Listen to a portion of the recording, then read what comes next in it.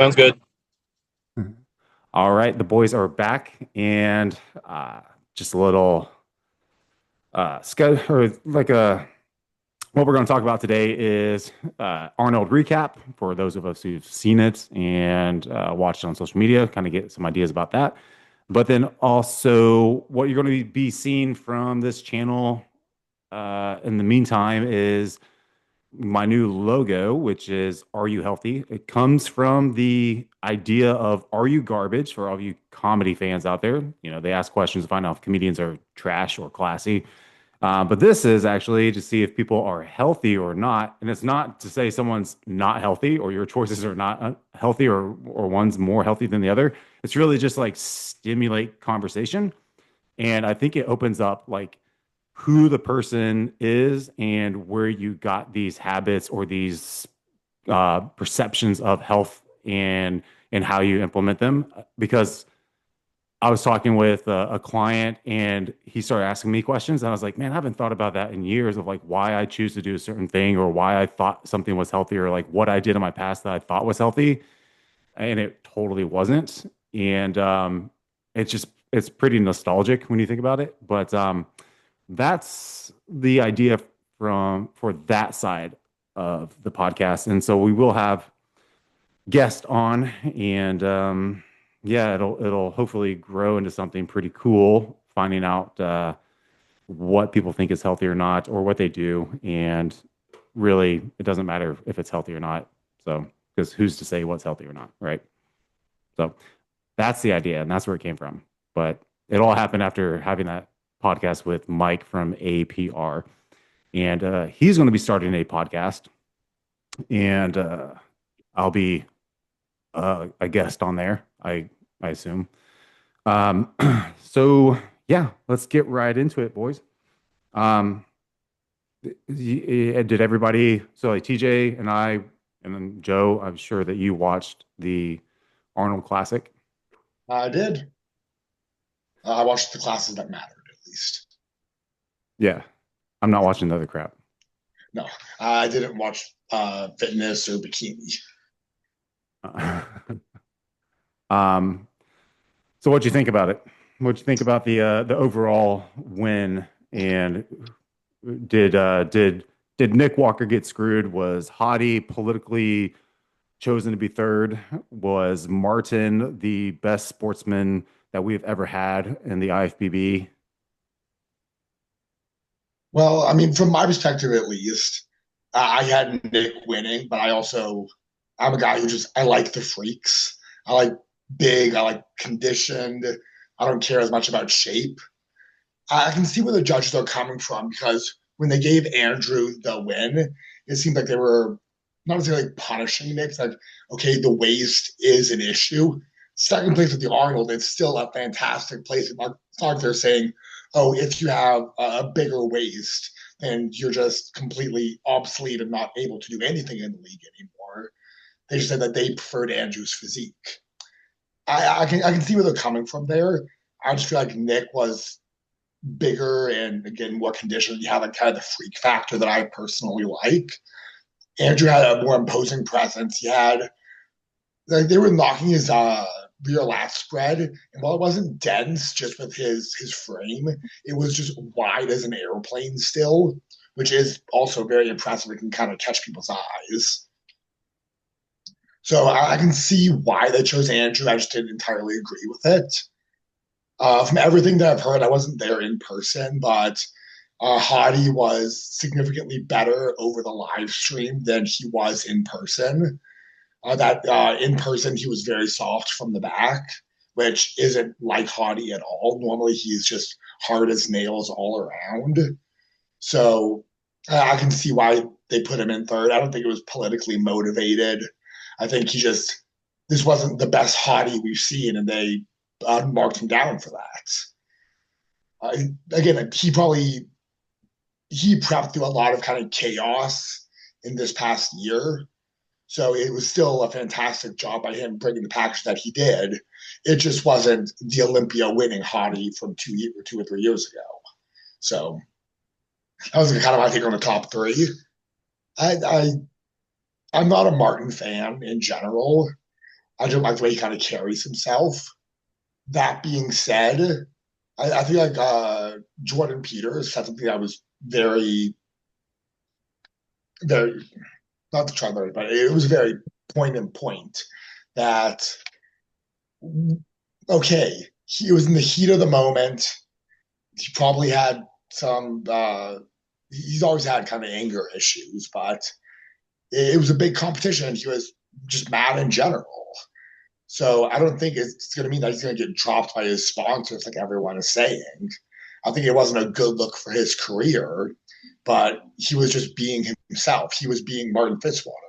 We saw that back in the Arnold UK, where he basically told Nick that he hoped he would die from the varicose veins.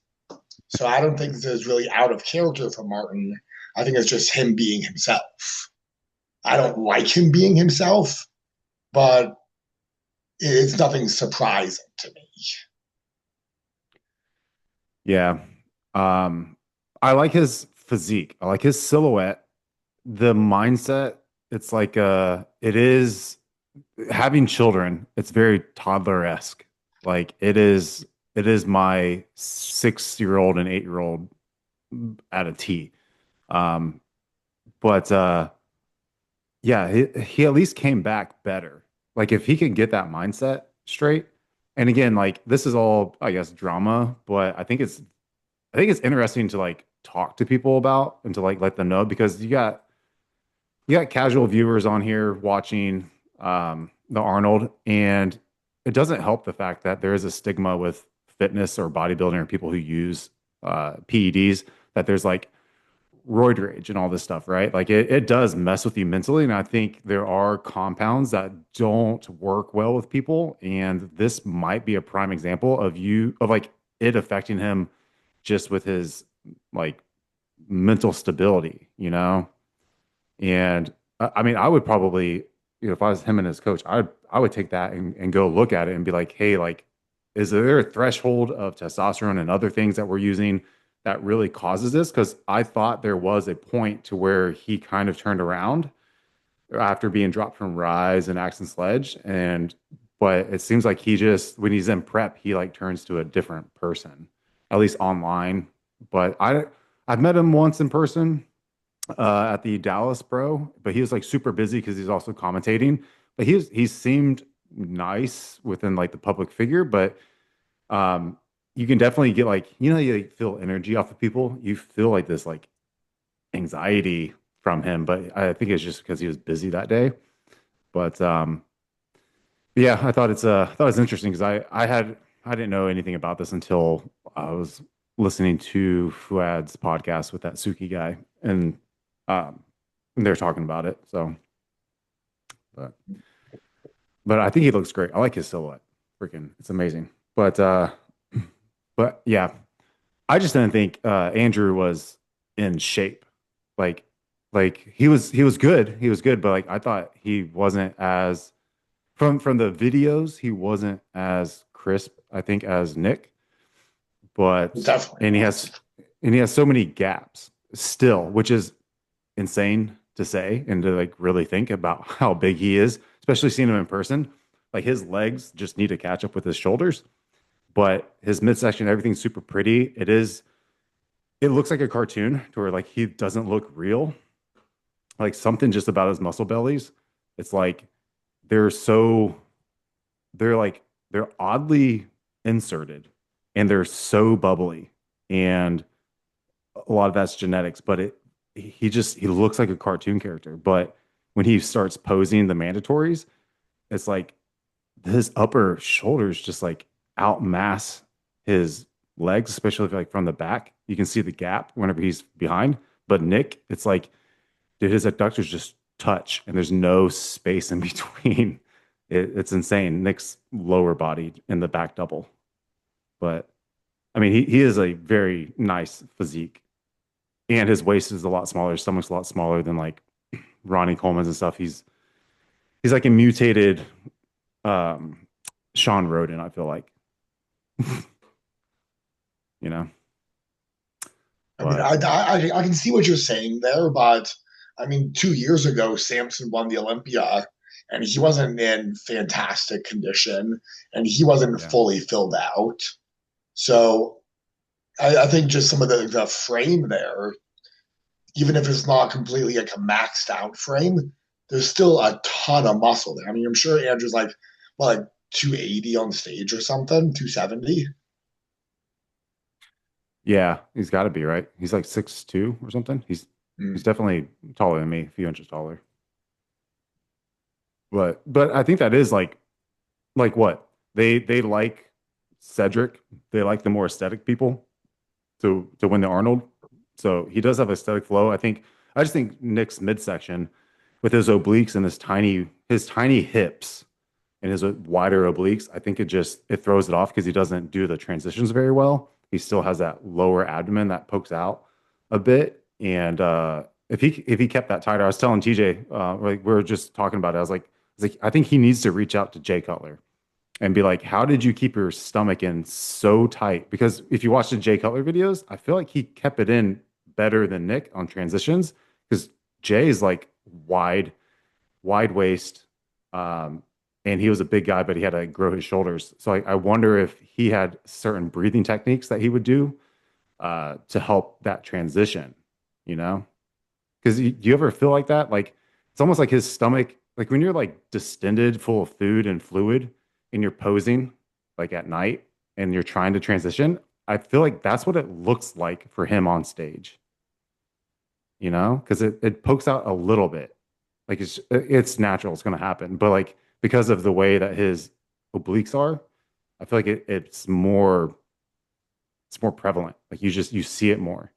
And and my wife saw it too. So like we're watching it. She couldn't take her eyes away from Hadi because of just his guitar serratus. And but she was just, it's just something's off until he hits the pose.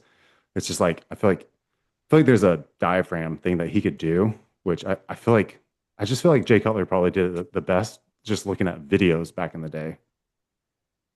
Uh, I feel like where Jay's quads attached, I think if Nick had different attachments in his quads, like they attached higher, they were a little more bubbly, I don't think we'd be having this conversation. I think overall he did a really good job, but the combination of where his quads attach and they already seem like a weak area, like if you're going to critique Nick, it's going to be the sweep of his quads.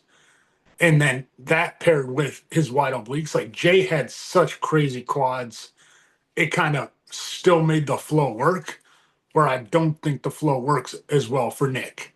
And I liked his front double bicep when he used to crunch down more. Now he's trying to play that middle road of like kind of crunching down but still extending. I don't think it makes his waist small enough to justify. I'd rather just see those crazy blocky abs that he was hitting when he first started his pro career. yeah. He kind of has a longer midsection for his frame though, right? Yeah, and then almost like shorter Yeah. quads, or they look like they're Yeah. shorter because of where they attach. Yeah. Um, yeah, I have that problem too. Like if I stretch out, it doesn't look as pretty. But like Andrew's stretching out, but his abs are so deep, man. He's a freak. But but this is the final confirmation round, and Nick's doing a better job here. Um, but see how tiny his like hips are? It's just he can't really do anything about his obliques. They are what they are. And I don't think you can detrain obliques. Is that correct? I Yeah, mean, cripple yourself, not use your core for a year. wasn't there?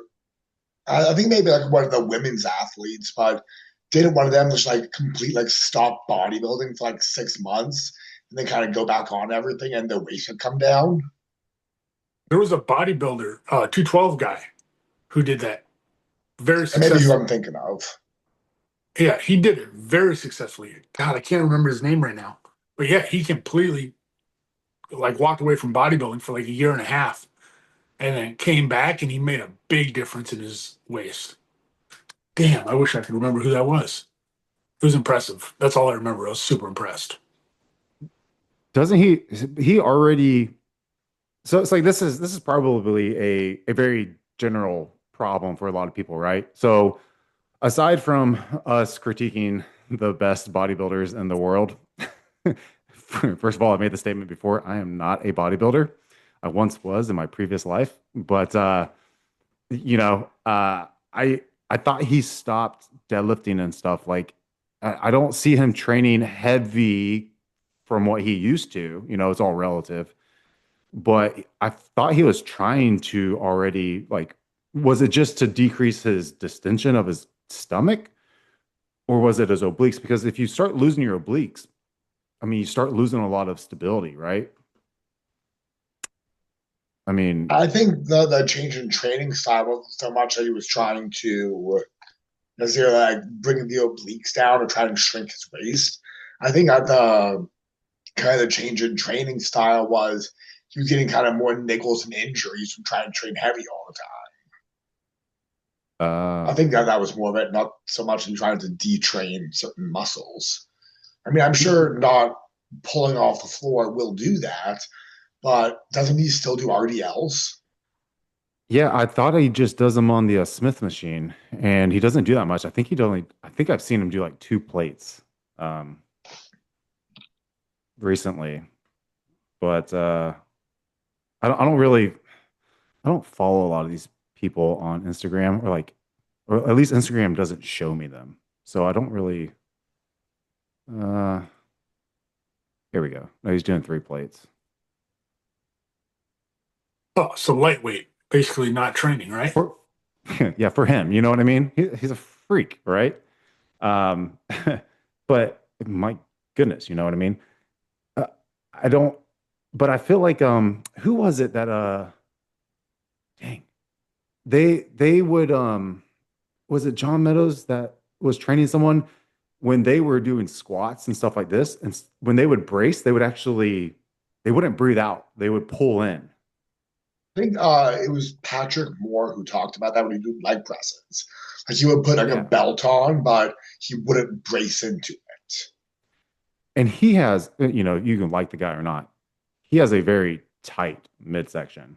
Mhm. Um, but Well, but I've done work that on leg before, right? press, Yeah. but not on Yeah. squat, blow out everything. Well, I mean, hey, I've done that, right?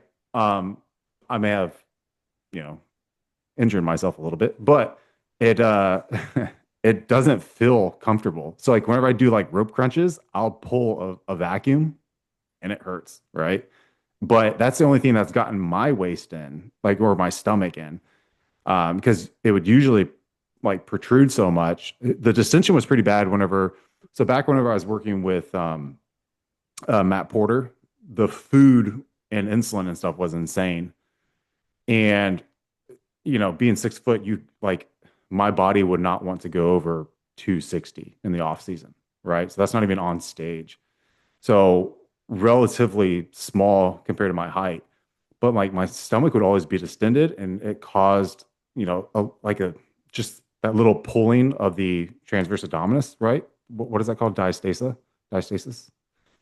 Um, but it's been so hard to bring it back in because of the food volume.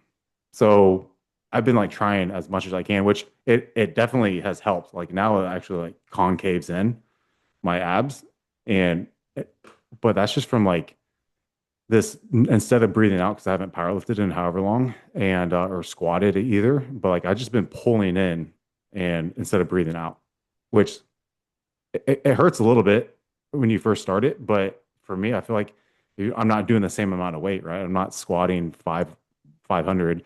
So if I can just squat like 300 and do that, I felt better, but it's definitely improved my abdomens. But, uh, One thing about the lineup, I struggle to unsee the discrepancy in Hadi's legs, with the one leg being down in size. I noticed it the last couple of years, and now it's like hard for me to unsee. I don't know if it was an injury or what caused it, but one of his legs has definitely shrunk. You see it in certain poses more than others. um, yeah, I don't know, man. I mean, you know, a lot of times people they get that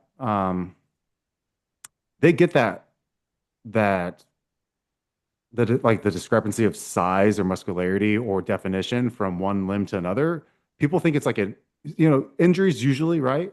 But from what I've seen in orthopedics, it's people have like spinal compressions and it pinches on a nerve, or they have a compressed nerve somewhere else in their body.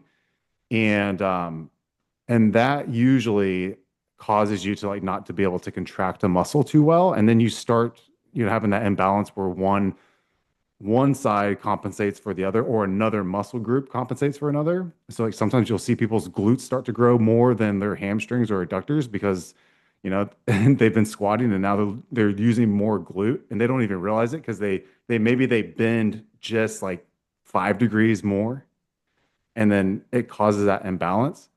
Um, I That's what I've seen from, not from bodybuilders, but just from like athletes. Yeah, that makes sense. Yeah. See, Patrick has a nice tiny waist. I'm not a fan of his physique, but nice tiny waist. Yeah. Tiny waist. It's crazy because he had the one really good showing at what the Olympia, and Yeah. then I don't. He hasn't really wowed anybody since then. Uh, his abdominals are, sorry, we're all over the place. But his abdominal section, his abdomen is so short compared to his legs. He has very long legs, and I personally don't like that. That's just my personal preference. It's kind of like I don't like we talked about this before. Like I don't like the structure of Kai Green or William Bonac. They're just like there's so much muscle on a small guy. Like it is just like a ball. Um, it's hard for me to like that. I appreciate it, but you know, I think we had this conversation in the Discord, at least with preferences of people's physique opinions. Yeah, I'm still like I think Nick Walker's back double bicep is one of my favorite shots, and it's because of his lower body adductors, hamstrings, like how nutty they are. But you not liking Yeah, Kai, I also liked how freaky he was. So like I think I like Nick's back double because of the lower body being so freaky. Like I remember Kai's being when I first got into bodybuilding, like his freaking looked like his in certain poses or when he was walking, his adductors touched down to his knees. It's like this is ridiculous. yeah. He, he, dude, he is something else. And handing out that trophy, man, he looks great still. Great. Um, Don't worry, yeah. 2050 is coming out of retirement. Yeah, right. It's funny.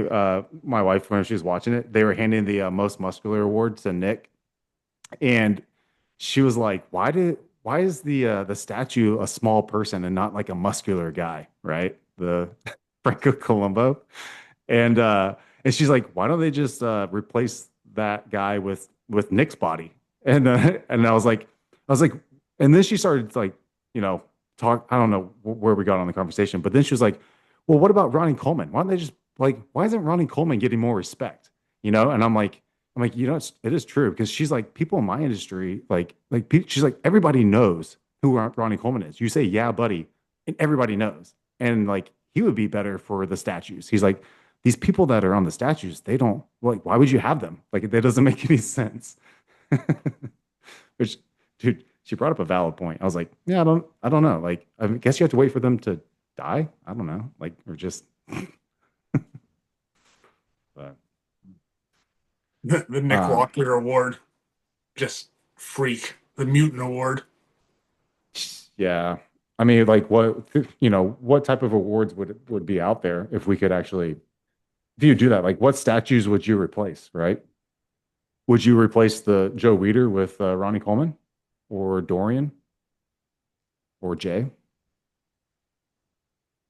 I think the Joe Weider is a little bit like iconic. That's like the Olympia one. That's a stand I'm thinking of. Crap. Forget me. Like like I don't know. Um, I would put Ronnie as the most muscular. Like what? I mean, he best back award. I don't know. Now you're getting into like individual awards, but they should rotate the trophies. I think that'd be cool. It's like every year you get a different bodybuilder. Then you can have like a matching, or you could actually get like a matching set, like all five bodybuilders they rotate through. Like you Yeah, have a goal for guys. yeah. I think that'd be cool. They should do that. I think that'd be You could because treat it like jersey, where a team like does an anniversary jersey or something. You could just do an anniversary trophy for whoever they felt like that year deserved it. yeah, I'd switch it up. I wish they'd bring back the swords. That's what I've been saying. I feel like, I mean, selfishly, I'm competing this year, and I was like, hey, what would it take to, instead of being like a ring for like an overall or a class win, how about a sword? Yeah, they got rid of Supposedly, them. it's supposed to be like an issue for like people who are traveling in from out of state. It's hard to fly back home with them. I'm like, that's not my problem. I want a freaking sword. I'll ship that thing. I don't care. I know. Yeah, FedEx ships anything. It might Oh, not yeah. get to the right house, but it'll go somewhere. um, hey, what you're competing this year?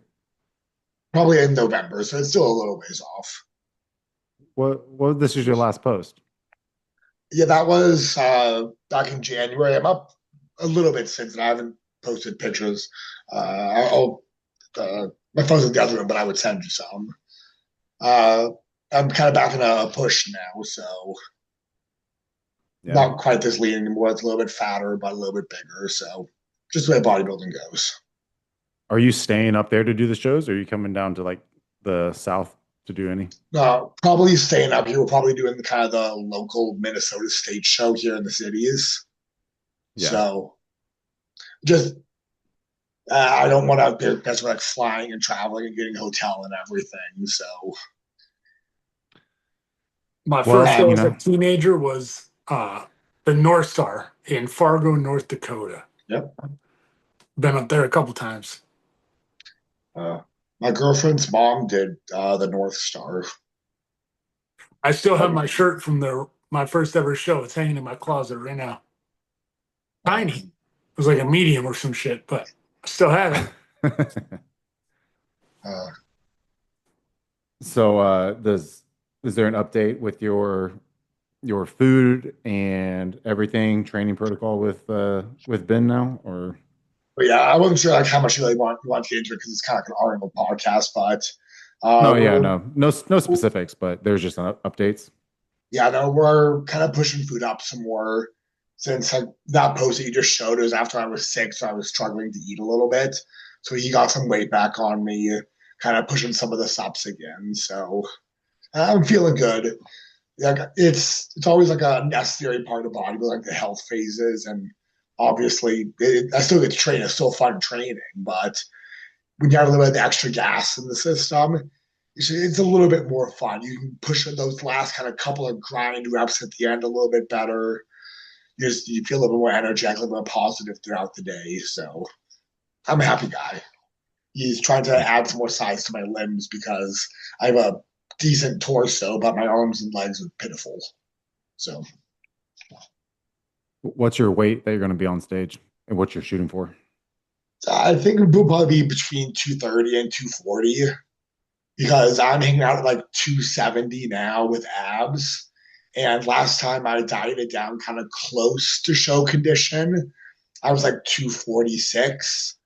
So we would take off a little bit more from there to really get a show condition peeled. But also, it's been like 7, 8 months of building since then. So add a little bit of size, get a little bit leaner, hoping to be kind of around high 230s, low 240s if all goes to plan, which is like an 80-pound jump from my last show.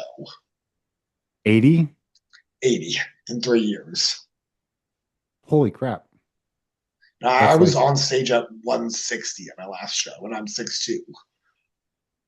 Oh, you were emaciated. You're like a cancer patient. Holy crap. My prep low was 147.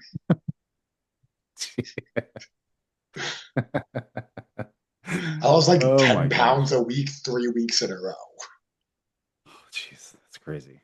Um, I'm man, not with that coach anymore. that sounds like Ryan, a yes, that sounds like a AJ protocol or something. Like just throw the Uh, T3 at there was definitely some T3 in there. It wasn't like crazy doses, just the body was working on it. And it was underground T3, so you never really know how accurate that dosing is. you. A little bit of But T3, a little bit of DMP.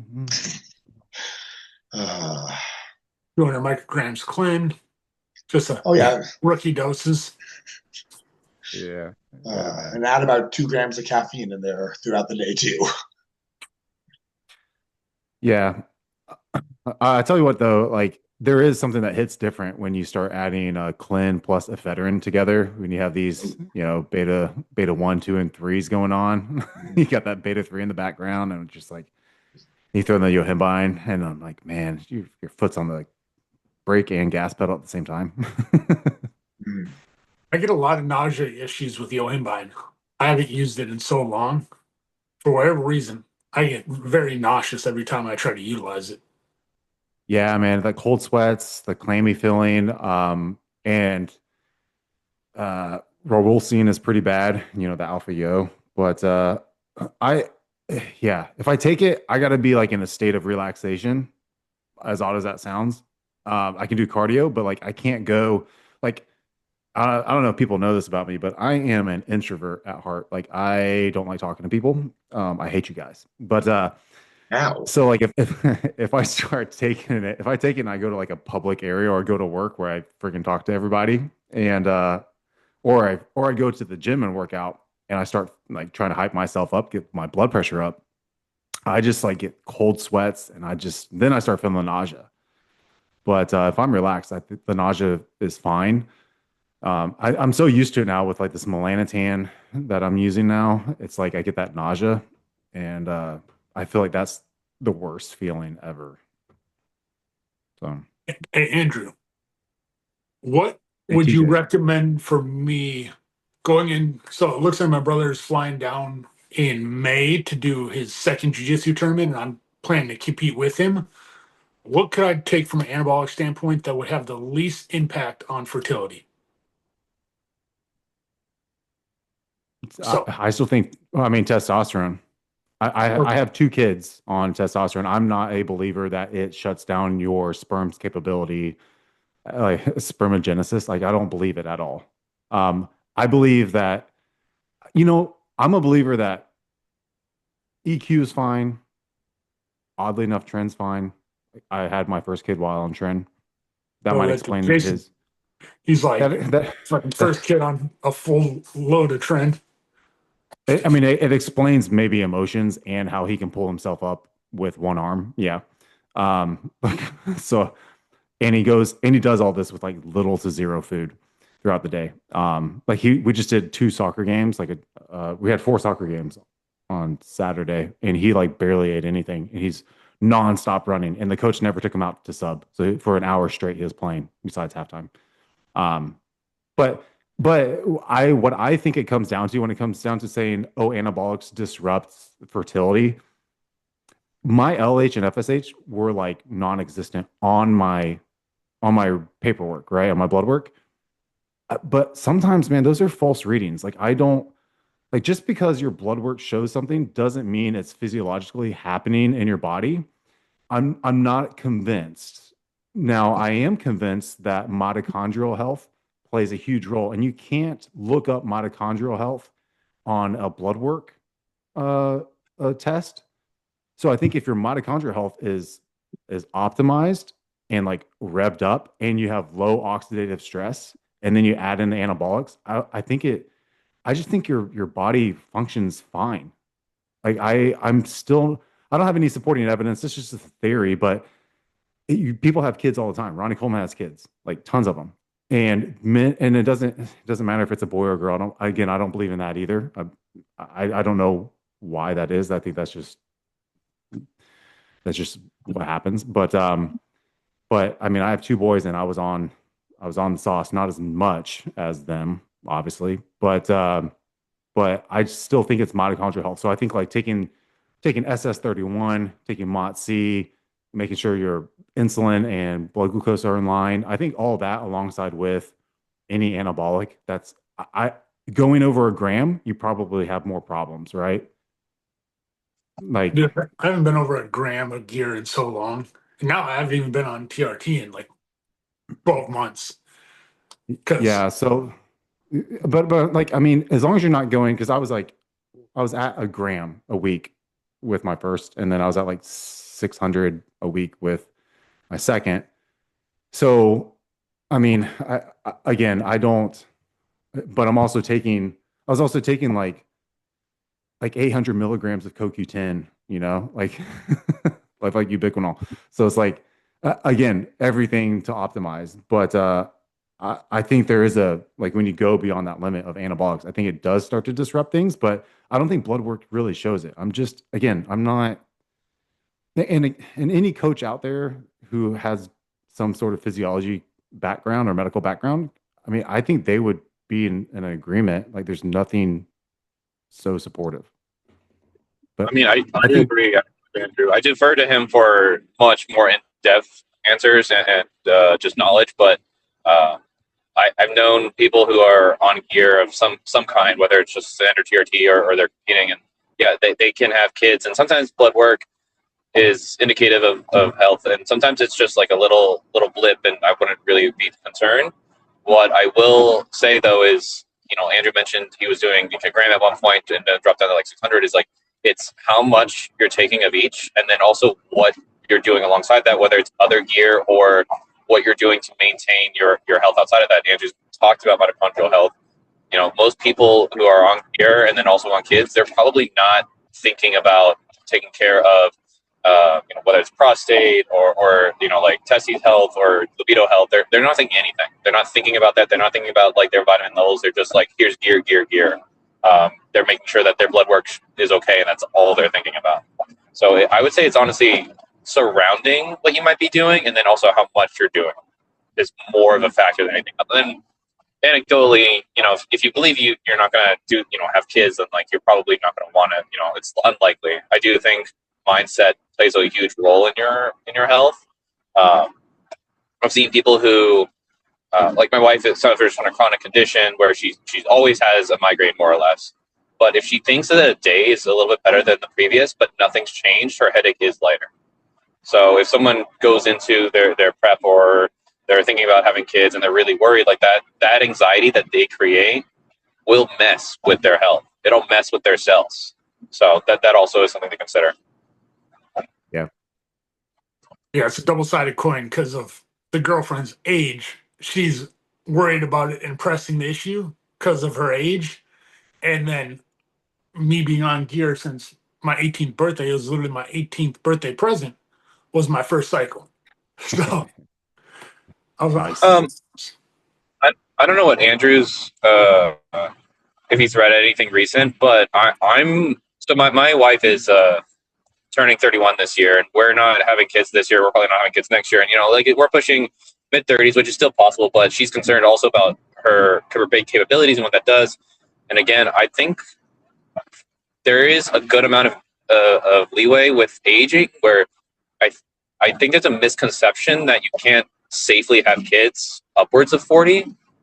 And it's, again, how well are you taking care of your health, genetic factors, which you can't control, but you can learn about. My mother had my brother at 39, and he, there were less complications with him than there were with me. Not that there were any complications with me, but it was just even easier for her.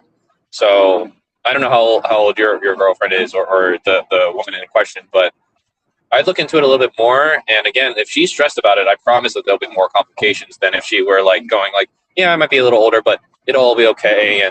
And we're taking care of, we're doing all the steps. I can't refer to any recent data. I forget where I was reading this. I might ping Andrew later about it, but I don't know if Andrew has read anything himself or knows anything himself. No, I'm still trying to figure out my wife. So, I barely get women as it is. But no, but it is funny when you look at statistically the people that end up doing in vitro or adopting, and they say that the women were having problems with their fallopian tubes and yada yada yada. They end up getting less stressed, and then all of a sudden they have a kid by accident. It's crazy when that happens. Because I think a lot of these bodybuilders that are like, I got to go on a fertility protocol. Okay, yeah, stimulating your body with FSH and LH and legitimate HMG and HCG. Okay, all that's going to help.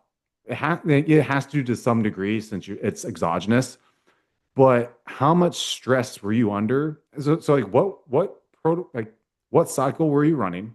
What was the amount? You came off. Your body still has to recover. And that's part of genetics of being a genetic bodybuilder. How fast is your clearance from the drug? But then how well do you regenerate from the drug? So clearance, you metabolize it quickly, but then you have a clearance and then you have a regenerative phase. And then on top of that, you're stressing out. So like I think back in the day, there may have been less stress with some bodybuilders. Think about how less stressed Ronnie Coleman is. Ronnie Coleman he seems like the most easygoing guy and a genuinely happy guy. I don't believe anybody else. And I was telling my wife this too, like, because we were talking about this, watching him hand out a trophy. And I've met him a few times back in the day. I don't think he is a different person behind closed doors. I think he is the happiest person on earth, the most low-key guy. And same thing like Sean Roden, right? Low-key guy. And they have less stress. And then they have kids. I think stress does a huge thing. And sometimes we don't know our stress levels. And one of the things that you'll see, and I think it was Huberman that was talking about this, was when you're a high stress individual, like I run off of anxiety and stress. If I start to decompress and take a vacation, that's whenever I feel like my energy levels are low and I feel like I could get sick because my body, like it runs off of adrenaline. And so that's just the way I feel about it. There's so many factors, but I think you'll be fine with like testosterone. Do you think low IQ plays a role in that? Because some of the stupidest people I know just keep popping out kids. Well, They're that's the just thing, too man. stupid to be stressed. Look at, they don't work, right?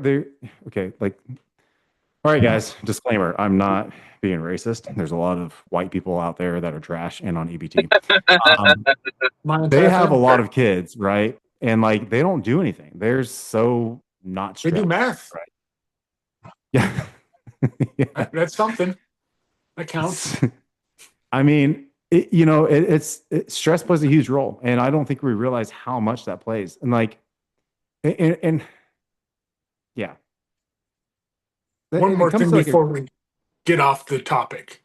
Yeah. Obviously, shitty situation, but we had a miscarriage, so that means she did get pregnant. Yeah, which I personally see as a good sign.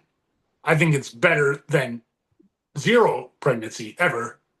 So like something had to be going in the right direction.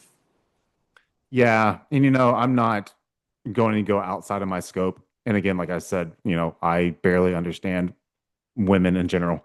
I usually refer to people to Victoria Felkar if they ever wanted to do anything about women's health. And she's brilliant. And she actually responds to DMs, and she'll respond to an email. She'll give you your email and stuff.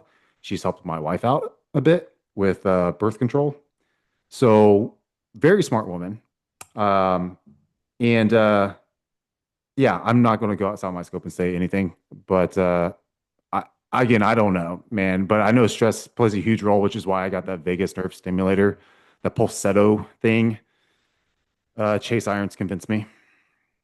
Yeah. No, she's definitely on the more stress side than the chill side, just like I feel like most women in general. So, yeah, so I mean, I can actually, I can attest to this, that in general, you'll notice that women just stress out more than men for, it may have dated back to some reason when we were still forming, society and communities. But again, something I was reading, I really should start writing like where I read this from or what book it's from. But the way what women process, so not just cortisol is like the only factor here, but like cortisol and stress. When men and women respond to an external factor that causes their cortisol to rise and their stress to rise, men typically dip much faster. So let's say you get into a car crash, your adrenaline spikes, you're stressed. Men typically recover within the day. They're like, yeah, I moved on, I got to take care of it. I can attest that whenever there's a stressful event with my wife, it takes them longer to actually come down and relax. Now, if you take that not just in an acute moment like a car crash, but unfortunately with the miscarriage, right? Like you that's probably affected you. You got upset, and it took a while to process. But then you processed. She could still be holding on to that, and because she's holding on to that, that's playing a role into her health. So, when it concerns stress, cortisol, all that, it's not that women and men are that different biologically. It's just that they're kind of like how we've talked about genetics, and Andrew's mentioned clearance rates and whatnot. It's just going to take them a little longer, which is something to like keep in mind as you're trying to have kids or you're prepping for a competition or literally anything. Whenever I can tell my wife gets stressed, and maybe I'm involved in that situation, like wedding planning, whatever it might be, I come down and I look at her and I go, I need you to not worry, like just stay here at the house. I'll prep dinner, like to start taking care of her. She comes down a lot faster because now she's just focused on trying to relax, keep her heart rate steady, trying to accept what the situation was, and then move forward. So that's something I might recommend to you is if you're worried about kids and she's probably still holding on to things, do what you can to try to alleviate something else so that she has time to process that and anything else going on in her life. And you'll notice like her mood probably will like skyrocket pretty quickly into a positive direction. So I already do everything outside of her work, but her work does get her pretty stressful. She works she works a lot of hours. Like she's a home health nurse going to a bunch of random places, bunch of different stress because she works for multiple companies. So that keeps her stressed. But like we joke that she can cook, but she hasn't proven it since we met. Yeah. But even like think about like the daily, like how long does it take her after work to like actually decompress versus like you send me to the gym within 20 minutes of being at the gym, I'm good. Like I'm happy as could be. I could have, like something traumatizing. Oh, like when I lost my job at Glaxon, ironically wearing their hoodie, stress to the nines. I went to the gym and I felt fine. My wife took like a whole week to get upset about it and calm down from it. So if you even notice just like from work, if you've had a stressful day versus her, you'll see it. Like it takes them just a little while longer. Not that I'm saying you're not doing enough, but it's just something to keep in mind. I feel that entirely this past week. I moved into a new place last Sunday. I went to the Arnold this week. I barely helped, pack or anything, and she's stressed to the nines. I told her that this upcoming week, like I'm meal prepping for her today, and I'm not going to be back till like 5, 6. I have to meal prep myself. But she's thankful for it, and I can tell like it's a small change where she'll feel better. So you're probably doing plenty, but it's just something to keep in the back of your mind. That's all.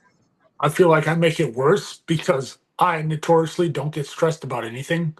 Like the world can be burning down around me, and that makes her more stressed and upset because I'm like, yeah. I don't want to like that. I don't know if Andrew wants this to be like this talk to dive into relationships at all, but that's just my 2 cents. I'm happy to go over this. I've had all weekend. I consider the supplement industry to be like a low-key a boys club, and you end up talking about your partners and whatnot. And some of them that brought their wives, you can like just see the difference, how annoyed she might get at being at the Arnold and how crazy busy it is. And the guy's like, whatever, it's fine. Like I got bumped into, whatever. She's like, oh, I'm getting pushed into, or like there's not enough room for me to breathe, whatever. But yeah, I don't want to gatekeep this conversation just to this. If Andrew wants to move on to the next topic or anything. Yeah, just be like, girl, I'm going to put a baby in you. Let's see. This is the Pulsetto thing that I was talking about. I just got the cheapest one, HSA approved. There you go. You can get this thing. This is huge. It's a $4,000 thing. Wow, that looks amazing. I bet that stops your brain. Shock therapy. Just every time you get stressed, just zaps you like a freaking e-collar for a dog. Like, no, man. Joe seems like a low key guy. You seem like you don't get that stressed. Yeah, he's too fucking It cold used to to be be stressed. a head case for sure. I've chilled out a lot in the past kind of couple of years, but growing up and then all through college, I was a bit of a stress case at times.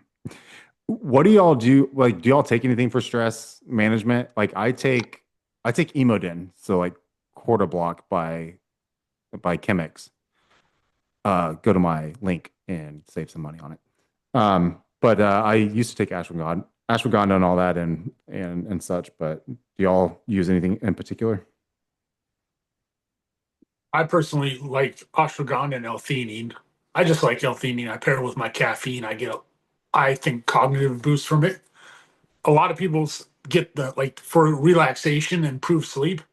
I do not sleep well after taking L-theanine at all for whatever reason. I'm just like, I want to solve the world's problems Hmm. at 2:30 in the morning, and I'm just staring at the ceiling.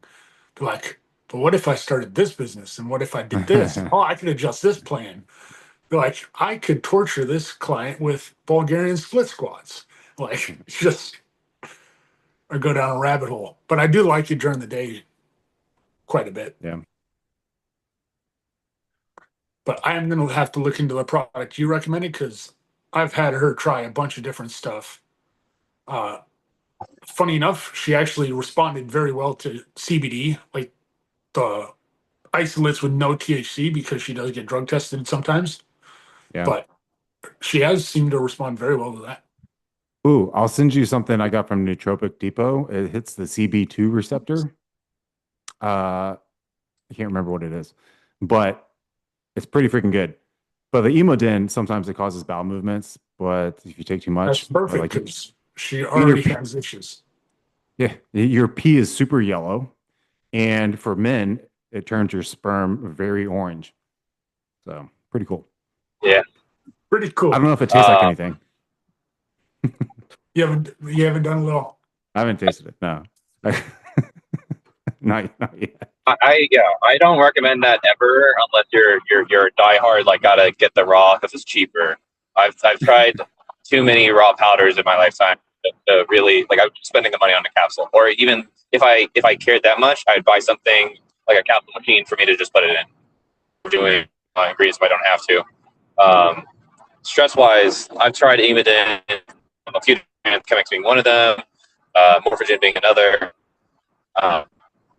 For me, and I feel like this one actually, I'm not a high stress individual.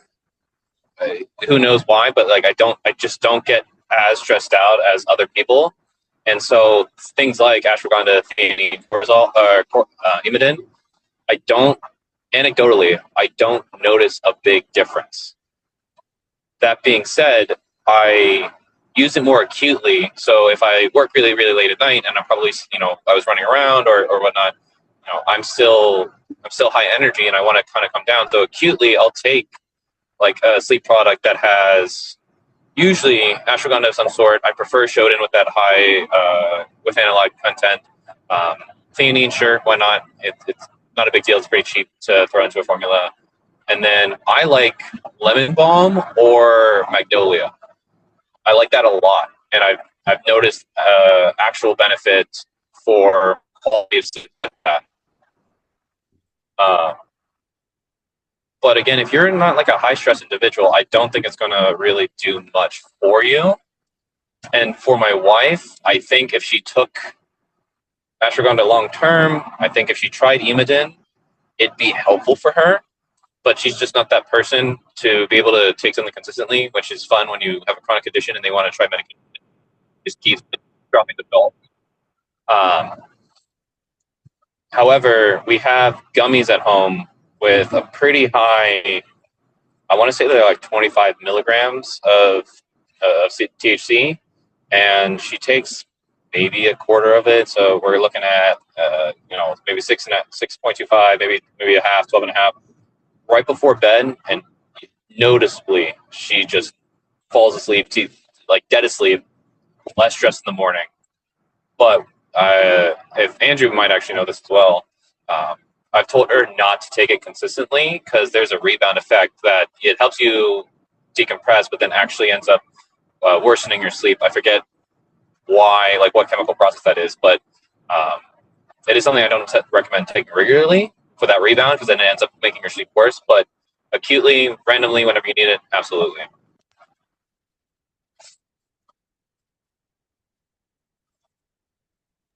Yes. Sorry. You're all good, dude. I'm driving. I'm gonna randomly like look angry for 10 seconds as I overtake something.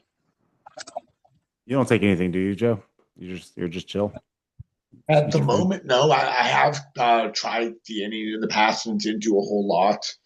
Really, the only thing that I've ever taken that really moved the needle for me was a high dose phosphatidylserine. Yeah. That'll do it. Andrew, Yeah. you remember the one day where I came into the store and I told you I took like 2 grams of L-theanine and magnesium? I felt like I took a bunch of muscle relaxers. Yeah. Yeah. I literally felt like I melted into my bed. I'm like, this is insane. Yeah. This is what I bought. It is Magnolia. It's an extract. Yeah. Yeah. Tetrahydromagnolol. I don't know how you should pronounce that. But last purchase, February 25th. They are not quick dissolvable. You do have to chew them up and then let the residue dissolve on your tongue. But really good. I took 2 in one day and it knocked me out. So one is enough. So, but that one's good. Real quick, I got a couple of questions from people. I haven't answered them. Where would it go? How is this one guy? He's asking, how important is it to look the part of your work? So, like a personal trainer or a salesperson or a beautician, things like that. Like, how much does appearance go into work? And we're basically talking. He says that it makes him like if he goes to get a haircut, he wants a barber that has a great hair. If he goes to the dentist, he wants a dentist that has great teeth. But I agree with it. Like, walk the walk. Like, if it's something like personal training, if you're trying to help someone get in shape and you have proven that you are not able to do it yourself, which you have the most control of, like you have more control over your decisions than a client's decisions. Like, I want someone that has proven they can walk the walk, do the things that they're talking about doing. So, I mean, any of those other examples, like I kind of agree with too. Like a barber, they don't need to get a fresh haircut every single day, but like if you're gonna cut my hair and I believe you care about doing a good job, I would think you would want a good haircut as well, or teeth or whatever field you're in. I don't know what the salesperson would be. What is what would that example be? Like if you're a good Slicked back salesperson. hair and wearing a suit.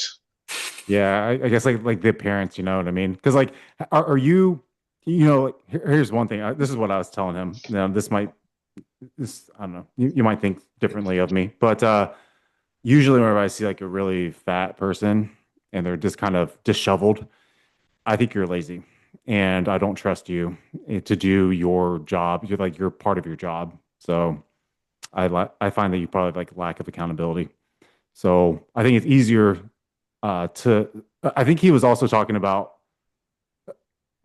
I think Loki was trying to get a referral from me to go for a job or something, and so. But I was basically telling him like I wouldn't hire people like that. Like at Vitamin Shop, there's certain people that I interviewed, and I'm like, I'm not hiring you just by the way that you look. I mean, I didn't tell them that obviously, but even whenever I worked at Abercrombie and Fitch as a manager, we had to hire people. But like the first thing, this was back in college, so the first thing you had to do is like if you pass the first interview or whatever, the next thing that you come in and you pick out clothes. So like if you can't fit in our clothes, you can't freaking work here.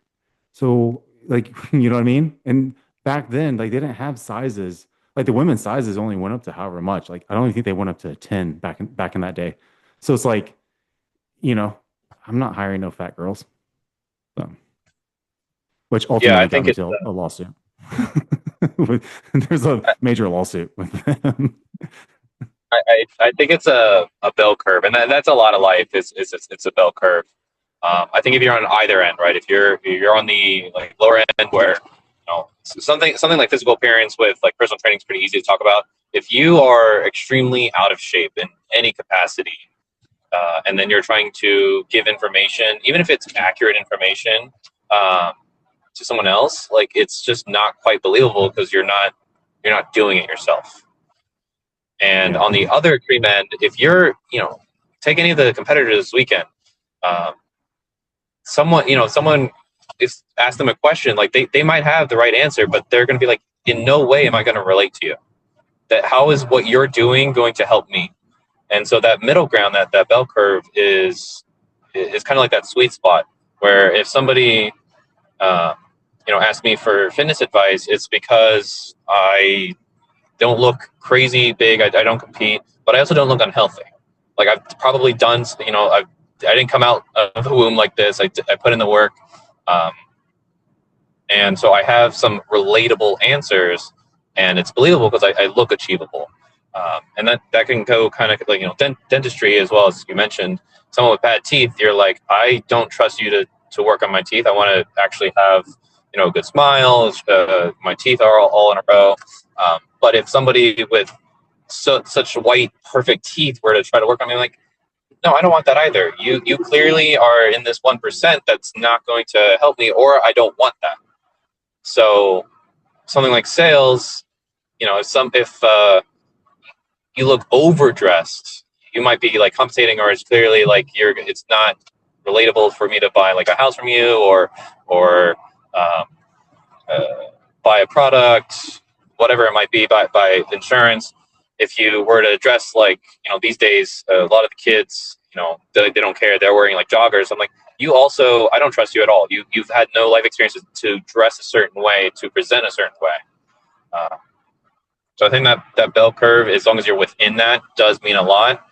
And it's usually that people usually judge with their eyes first 5 seconds you see somebody. I was at the Arnold all weekend.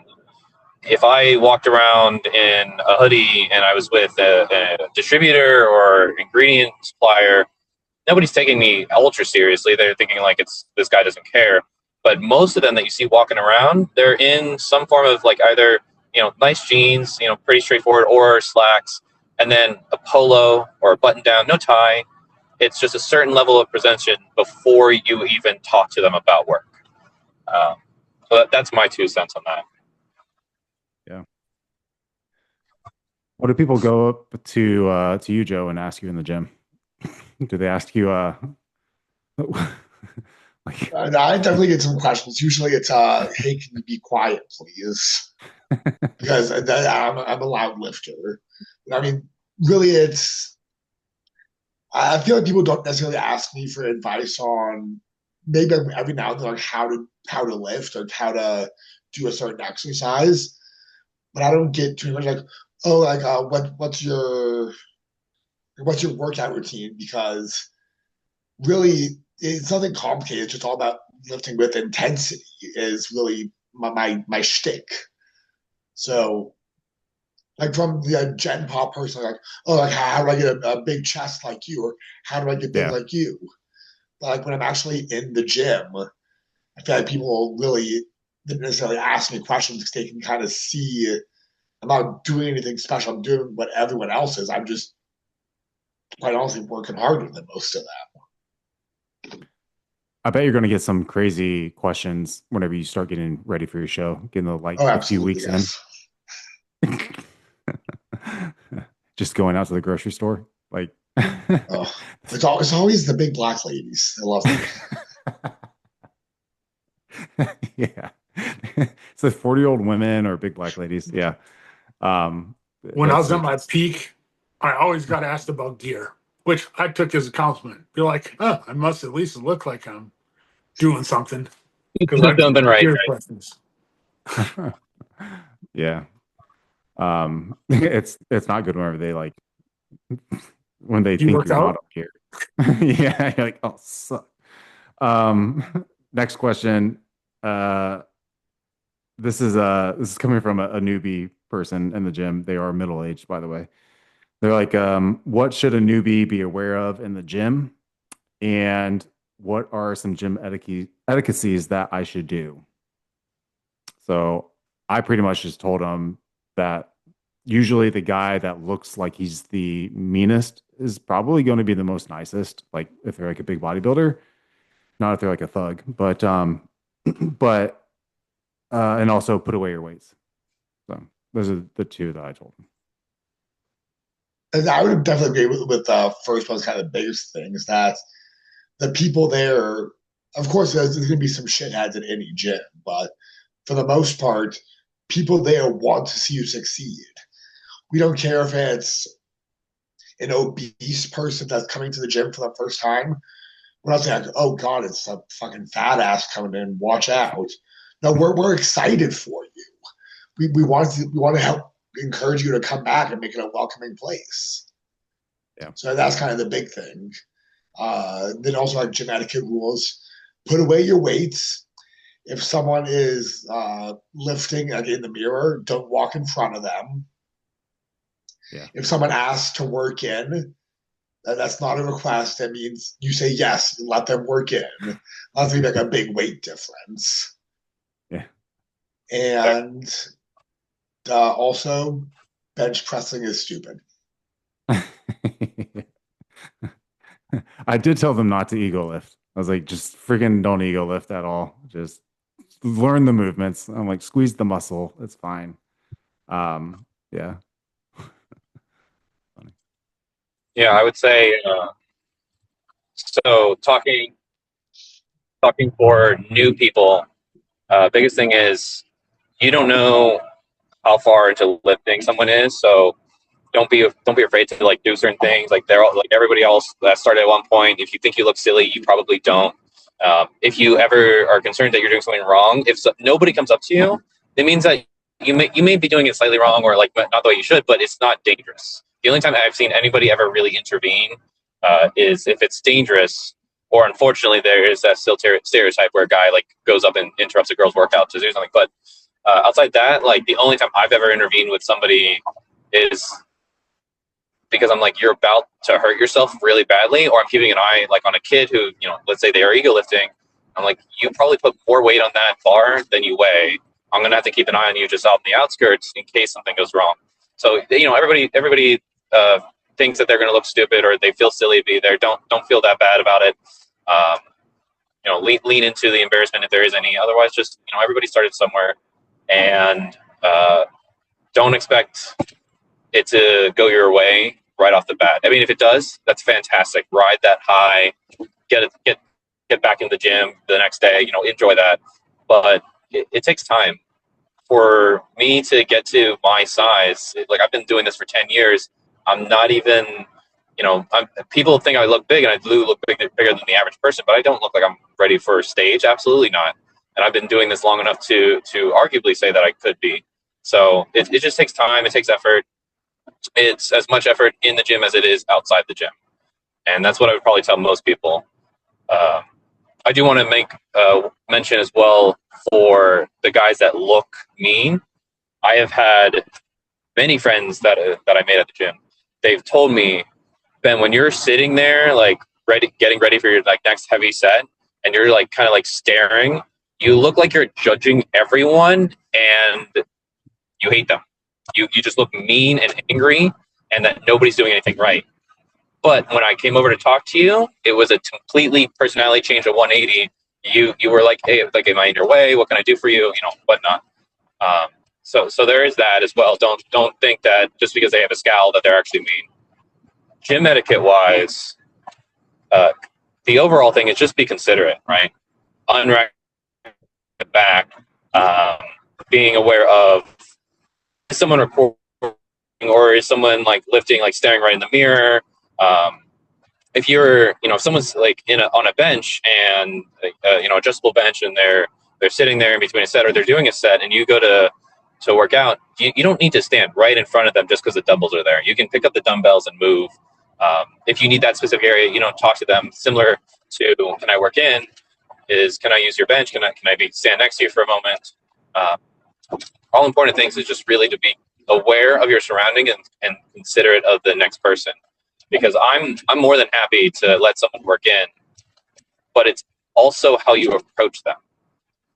I've had plenty of people go, hey, how many sets do you have? I go, like, I don't know, maybe 4 or 5. Like, I just started.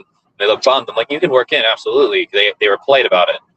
I also distinctly remember my buddy and I were chatting. He was on the squat rack, and I was like getting ready to leave, and this guy comes over and he goes, how many more sets? My friend says, oh, I just started.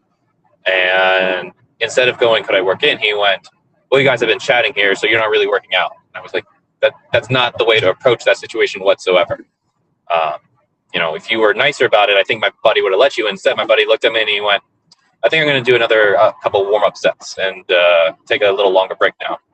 So be respectful, be nice, and then just be considerate are the gym etiquettes that I would do.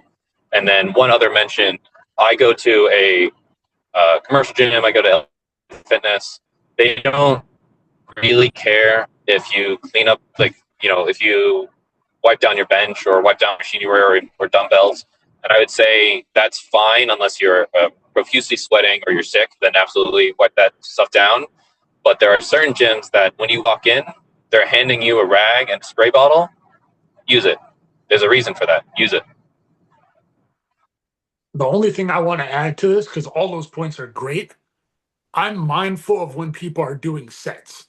So like if someone's in the middle of a set and I got to go unrack or load my bar and my body proximity would get like close to their bar or whatever they're lifting, I'll literally just wait until they finish their set before I move in. Say you have 2 squat racks, not super close together, but close enough. Like if you start walking over to the side of the bar and this guy just unracked 405, like I'm just going to stand back until that set is done and load my weight. Like I'm not in a rush. So I'm very mindful of staying clear of the immediate area that could distract somebody during a set. Specifically, if it's a working set with any kind of real weight, like I will wait until that set is over before I go, even if I'm not going to be in a super close proximity. And then the one other thing about your interrupt, like the girls thinking guys are always just trying to come and give them advice, whatever. In the corner of my eye, I just noticed a girl put a 45 on one side of the squat rack and a 35 on the other side. I went to try to let her know. She wouldn't even take her headphones off. She got all huffy like I was trying to fucking do whatever. So I just walked back like partially across the gym, turned around, watched her unrack it and almost kill herself, started laughing and walked away. Because she was such a bitch. But all I was trying to do is let her know, like, hey, those plates are different sizes. I don't know if you're aware of that. Like, that's funny. So that was funny. Different colors too. No, they were the same color. Yeah, but yeah, man. I first off, like, when people are overweight and they're coming into the gym, especially like the morbidly obese, congratulations. I think that's awesome. I feel like they go in there thinking that it like fat's not contagious, right? So it's like you can come in like you're supposed to be here. So I think it's cool. And the other thing is, like when people want to like join in on sets, I had this dude standing behind me as I was doing like the adductor machine. I didn't notice him until I got up and I turned around and I like walked into him. He was so quiet, it freaked me out. Like, and he was like wanting to use it, and he didn't speak English, so it might have been a cultural difference, but like don't do that. Don't stand behind someone like that. I was so like freaked out. My heart rate shot up. But yeah. But I was trying to think of like anything else. But cologne. Freaking do not wear so much cologne or perfume, or don't, and like honestly, having worked in hospitals, don't come in your scrubs. Freaking change your scrubs. That is the dirtiest of dirty. Like, it is disgusting to be training. When I see people in their scrubs, I don't care if you're a dentist, CNA, like I don't care what you are. Like, get out of your scrubs. And also, if you work in fast food, don't come to the gym after working with a deep fryer. Like, it reeks, man. And like that smell makes me super nauseous. But man, when people smell like they're perfumey and stuff, or even like weed, I freaking hate it. When you just hotbox in your car and you come in and I can smell you like from half the way through the gym as you walk, I would rather you fart or shit your pants than freaking come in like that, man. Like if I open up a gym and you smell like that, that's going to be in the contract where I take your contract away or I charge you $100. So it's like, you know, yeah, that's I freaking can't stand the smells. I can't stand it. So Yeah, don't forget that inverse of like, maybe a quick shower or making sure you carry deodorant on you. Like we get it. Sometimes you can't help but sweat, but you don't need to stink up the gym, whether it's with cologne, where you work, or you not showering. Like it's just, and again, I think overall, like as long as you do your best to be aware and considerate of others, like this will just be something that's normal. But I can't tell you the amount of times that I'm working out like late at night, and a guy comes over and I'm like, that is such a pungent smell. I'm not even thinking about what rep I'm doing. I've lost track. I want away, and I will pick up everything I'm doing and move out of the way because I'm just like, I'm not even going to bother because he's probably not going to change. But it's just, it's a little, maybe not consciously rude, but it is rude no matter what. It's rude to be like that because you are quote unquote offending someone's nose. So yeah, the inverse is true as well. And the locker rooms that smells like spray body axe. Freaking cut that crap out, man. I freaking hate that too. All right. Anything else before we shut this one down? I'm good. If you guys, so I don't know if Joe or DJ were at the Arnold, but I was at the Arnold. If there were any questions, not competition wise, because I don't know if you guys heard. Some fun little stats are obviously every booth had vendors. They technically overbooked some, and so they were waiting. There was like a wait list, and then the amount of actual tickets sold was crazy to the point that the events only had VIPs tickets. And yesterday, around like 6-ish, the Young LA booth had like an actual fire marshal come by. And they exceeded capacity, and it became a fire hazard. They had to shut down the booth for a couple hours until it like dispersed. So if you guys had any questions about the Arnold, the event itself, I'd be happy to answer, or just talk about it. Nah, I've gotten so out of touch with expos now. Yeah, I gotta go get a meal in too. My blood sugar's Not really a question, but a statement. Minnesota is too damn cold. Joe sent me a message. It's 50 degrees out right now. Yeah, 15.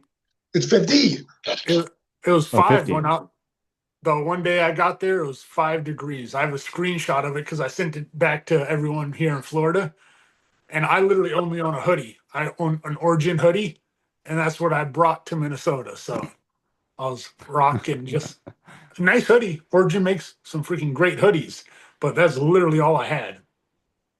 Freaking sucks. So that was fun. And I was cooking dinner for everyone because that's what I do out on the Blackstone. And I lost feeling in my hands trying to like flip food on the Blackstone. So that was fun. You should have just ordered an ice jacket off of the internet and be nice and cozy. You could be like all the college girls get puffer jackets. Yeah. Oh, yeah. Could fit right in. I was only there for whatever, not even 3 full days. So I'm like, I'm just going to suffer through it. Yeah, that sucks. I'm not jealous at all. So. All right, boys. We're here right now. Huh? It's like 80 here right now. Yeah, it's raining over here in Texas. 60 degrees and sunny in Pennsylvania, so I'll take it. What part of Pennsylvania? Southwestern. I'm heading towards Pittsburgh. I'm driving from Columbus. It was only like a 3-4 hour drive. Okay, because the girlfriend's from Carlisle, like an hour from Hershey, whatever. Oh. Yeah. It's more central, but still Pennsylvania for sure. Yeah, we're going up there for a wedding soon, so should be fun. Not a whole lot out there. It's a lot of farmland, and in the Hershey areas, you have Hershey Park, and that's really it. State College, I guess, if you wanted to go there, but yeah, middle of Pennsylvania is just nothing. It's a unique state. You have Pittsburgh, you have Philly, and then nothing in between. Yep. Ignore the fact that Harrisburg is our capital of the state and that it's also in between. We don't acknowledge that it exists. That's like the capital of Florida. Like, I would have never guessed. Tallahassee's trash, man. Yeah. It's like trashiest place. Really look at what towns and stuff we have cities we have to choose from, and that's what we went with. Yeah, I stayed at a hotel there, traveling back to Florida. Man, just as soon as we got there, I was just like, this place is trash. Anyways, leave that on that note. And when you guys have free time, hop back on and we can play a round of Are You Healthy? Spoiler alert. Good. I'm not. Spoiler alert. All right, guys. Every day, guys. All right.